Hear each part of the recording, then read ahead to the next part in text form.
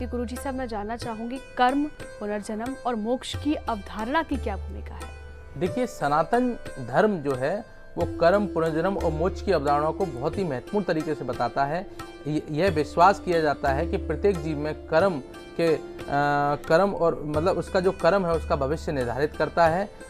जैसे कर्म सिद्धांत और पुनर्जन्म की अगर व्याख्या कर्म के सिद्धांत के अनुसार जो हम करते हैं उसका प्रभाव हमारे जीवन पर पड़ता है। अच्छे कर्म हमें परिणाम अच्छे देते हैं और बुरे कर्म हमें बुरे परिणाम देते हैं। पुनर्जन्म की अवधारणा के अनुसार आत्मा अनंत है और शरीर के नाश के बाद भी आत्मा का अस्तित्व बना रहता है।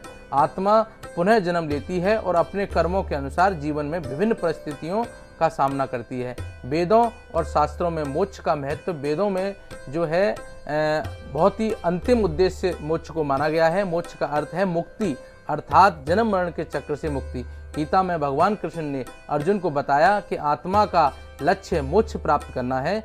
जब आत्मा अपने सभी कर्मों और बंधनों से मुक्त होती है तब उसे मोक्ष की प्राप्ति होती है। भौतिक और आध्यात्मिक जीवन का अगर संतुलन की अगर हम बात करें तो सनातन धर्म में भौतिक और आध्यात्मिक जीवन का संतुलन बहुत आवश्यक बताया गया है।